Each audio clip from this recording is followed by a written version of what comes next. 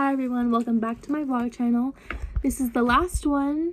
We are on vlog number 12. Again, no surprise, we're going to be covering reading pop culture and the rhetorical act. However, this week we are going to be discussing chapter 14 in the rhetorical act. In this chapter, it is talking about Aristotle's genre of rhetoric. So according to Aristotle, there are three main genres: 1, deliberative, 2, forensic, and 3, ceremonial. The deliberative genre dealt with future policy and the expediency/inexpediency or practicality/impracticality issues. The forensic genre dealt with criminal charges and punishment, and the third one, the ceremonial genre, dealt with a person, place, thing, or idea in the moment. However, he also began considering another genre, which is called apologia, as being rather complex and risky. This genre deals with self-defense, image repair, or crisis management. And the reason this genre is so complex is because it encompasses all three of the main genres of rhetoric. So that is a quick summary of the Rhetorical Act, chapter 14.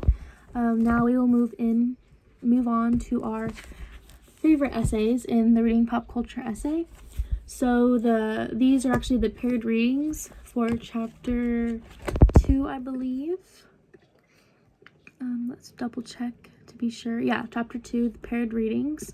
So the two paired readings we'll be going over today are Women and the Rise of Raunch Culture by Ariel Levi, and Pop Culture's Transgender Moment, Why Online TV is Leading the Way by Sonali Kohli. So in the first Reading Pop Culture essay, Women and the Rise of Raunch Culture by Ariel Levi, she discusses the topic of women being objectified in American culture. No shocker there, we're all used to it.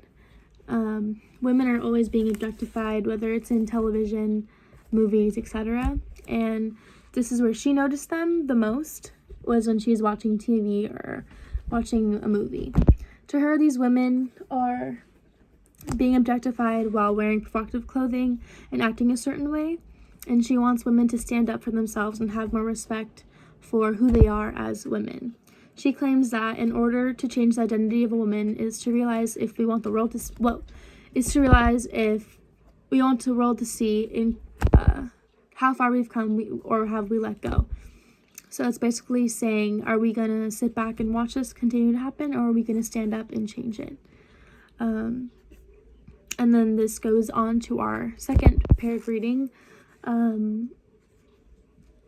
Pop Culture's Transgender Moment, Why Online TV is Leading the Way, by Sonali Kohli, and she discusses the transgender moment within television. So she explains how today transgenders are finally given a chance to gain the spotlight in films and television series. So back then, they would just be given roles that are usually roles they're portrayed as sex workers, so they're never really given a role for themselves, but they're just seen as sex workers. But now platforms like Amazon and Netflix are giving transgender people bigger roles and a real character in these shows. So in both of these essays, these authors use the form of feminism and culture/identity in their writings. And this just makes their ideas a lot more stronger, I guess, in what they're talking about. Chapter 2. Let me just go back to the paired readings.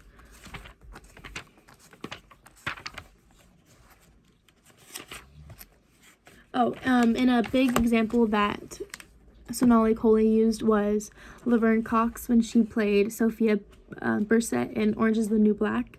And she has a quote that says, "Successful portrayals of transgender characters include storylines beyond the fact that they are transgender," which is a completely powerful statement, because Orange is the New Black is one of the most successful stories for transgender actors, and Laverne Cox had a big role in that show.